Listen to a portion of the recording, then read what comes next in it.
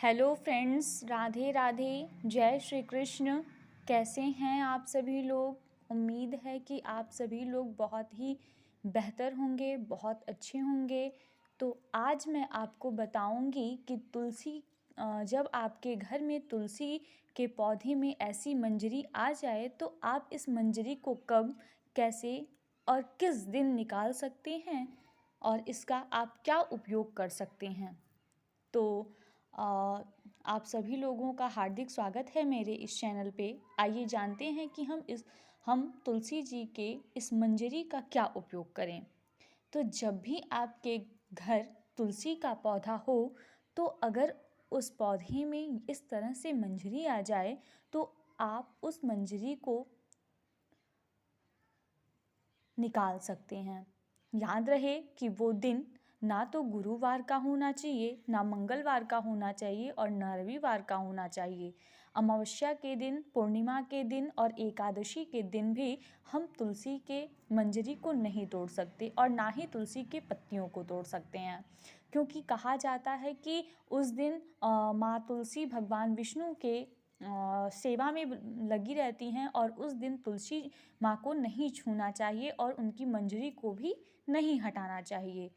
तो अगर आप तोड़ते भी हैं तो वो सोमवार हो, बुधवार, शुक्रवार, शनिवार, आप किसी भी दिन इसको निकाल सकते हैं। याद रहे बस आपका दिन बृहस्पतिवार, रविवार और मंगलवार नहीं होना चाहिए और एकादशी का दिन नहीं होना चाहिए, पूर्णिमा का दिन, अमावस्या का दिन नहीं होना चाहिए। उस दिन तुलसी के पत्ते और मंजरी तोड़ना बहुत ही अशुभ माना जाता है। तो अगर आपके तुलसी में ऐसी मंजरी आ गई है तो आप भी अपने तुलसी से इस मंजरी को निकाल दें, क्योंकि जब तुलसी पे ऐसी मंजरी आ जाती है तो माँ तुलसी को ये भार समान लगने लगती है।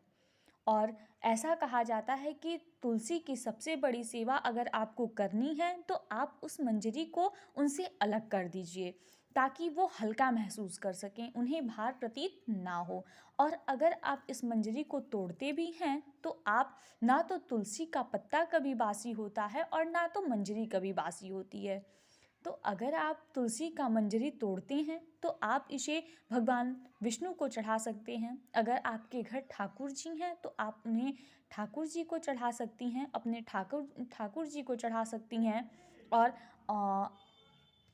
तुलसी के मंजरी को सुखा के आप अपने चाय के डिब्बे में भी रख सकती हैं, चाय पत्ती के डिब्बे में रख सकती हैं इसको पीस के, ताकि जब भी आप काढ़ा बनाएं, आप चाय बनाएं, इसका प्रयोग कर सकें, जिससे हमारा गला सही रहता है, हमारा स्वास्थ्य भी सही रहता है। तुलसी का पौधा जो होता है, तुलसी की मंजरी जो होती है, वो धार्मिक कार्यों के साथ साथ स्वास्थ्य के लिए भी बहुत ही लाभदायक होती हैं। अगर आपको सर्दी जुकाम है तो आप तुलसी के पत्ते और तुलसी की मंजरी का प्रयोग कर सकती हैं। आप चाय के रूप में, काढ़े के रूप में आप इन्हें पी सकती हैं। तो आपके घर ठाकुर जी हैं तो ठाकुर जी को आप मंजरी वैसे भी चढ़ा सकती हैं, और आप चाहें तो पूर्णिमा के दिन, एकादशी के दिन इसकी माला बना के, 108 मंजरी की माला बना के आप अपने ठाकुर जी को चढ़ा भी सकती हैं। जैसे तुलसी की मंजरी कभी बासी नहीं होती है, आप इसका किसी भी दिन प्रयोग कर सकती हैं, कभी भी तोड़ के आप अपने घर रख सकते हैं। इसका ठाकुर जी को प्रसाद भी लगाया जाता है, भोग लगाया जाता है। ऐसा कहा जाता है कि बिना तुलसी जी के भगवान ठाकुर जी का भोग नहीं लगाया जा सकता। भगवान ठाकुर जी आपके भोग को स्वीकार नहीं करेंगे, इसलिए तुलसी को बहुत ही महत्वपूर्ण माना गया है। अगर आपके घर कोई भी धार्मिक अनुष्ठान है या आप अपने घर में ठाकुर जी को भोग लगाते हैं तो आप बिना तुलसी के ठाकुर जी को भोग नहीं लगा सकते। अगर लगाते भी हैं तो भगवान भोग को ग्रहण नहीं करते हैं, ठाकुर जी उस भोग को ग्रहण नहीं कर सकते हैं। जैसे गंगा जल कभी बासी नहीं होता है, वैसे ही तुलसी के पत्ते और तुलसी की मंजरी कभी बासी नहीं होती है।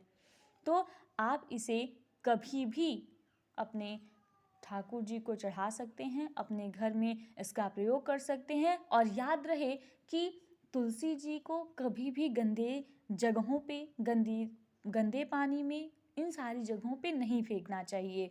और हाँ, अगर आपके घर तुलसी का पौधा नहीं है तो आप इस मंजरी को तोड़ के इसमें से बीज निकाल के आप किसी भी पौधों के बीच में डाल सकते हैं, किसी भी गमले में डाल सकते हैं मिट्टी के, कि वो नए पौधे तैयार हो सकें। तो इस तरह से तुलसी का पौधा तैयार किया जा सकता है। तुलसी के बीजों का प्रयोग भी किया जा सकता है।